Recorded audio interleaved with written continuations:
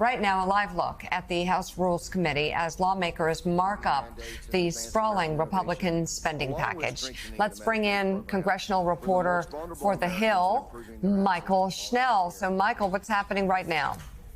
Yeah, hey, Mika, good morning. The House Rules Committee just entered its sixth hour of debating what's called the Big Beautiful Bill. It's, of course, the Republicans' bill full of a number of President Trump's legislative priorities. They are still debating the nitty-gritty, Democrats pressing Republicans on the specifics in this legislation, mostly about those Medicaid cuts and other spending cuts elsewhere. And the big question is, when will the House be able to actually hold a vote on this bill? Speaker Mike Johnson has made it very clear that he wants to pass this bill out of the House by the week's end, maybe even holding a vote today or tomorrow. But the big thing we're waiting for right now is what's called a manager's amendment. This is essentially going to be part of the legislation that's going to that's going to make changes to the underlying bill that we've been talking about really for days and weeks now. Speaker Mike Johnson has been negotiating a variety of changes behind closed doors to try to appease hardline conservatives and moderate Republicans who have expressed doubts and opposition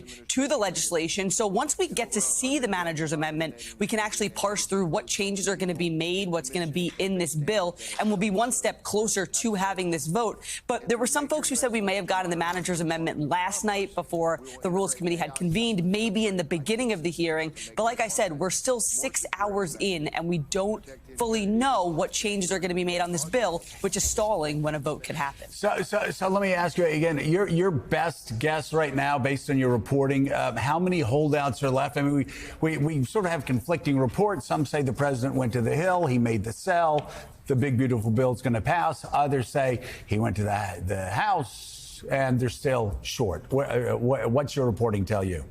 There's enough. Look, when this comes to the floor, there's Okay. enough. Speaker Mike Johnson can only afford to lose 3 Republican votes and still get this over the finish line because of the margins. There are far more than 3 holdouts right now. I will note he did have a breakthrough late last night.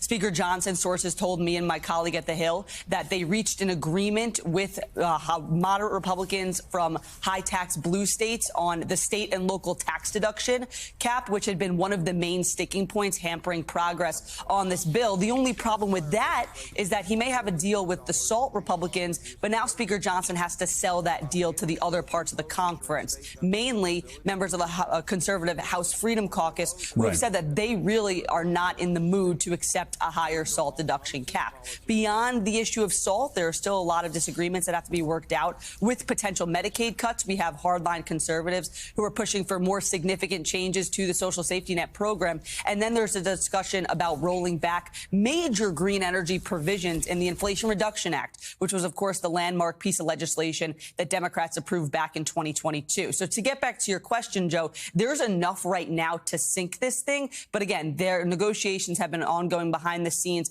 constantly, and Speaker Johnson still plowing ahead with his plan to hold a vote this week. Michael, you got a couple of pieces of interesting reporting from what happened yesterday. One is that there might be a plan to try and discredit the CBO score. That's right. Talk a little bit about that. But you've also got reporting that meeting that President Trump held with the House Republicans was actually much more fiery than the president came out saying it was. Yeah, so President Trump was sort of brought into the House GOP conference meeting yesterday, which I'll note is their weekly meeting to discuss various happenings on Capitol Hill, to be the closer. He has shown time and time again that when Republicans' backs are up against the wall, he's able to convince them to swallow whatever piece of legislation is before them, even if they have trashed it beforehand, so they can get ahead with their priorities. So President Trump went in that room yesterday in the basement of the Capitol, and then lawmakers came out afterwards and weren't exactly convinced.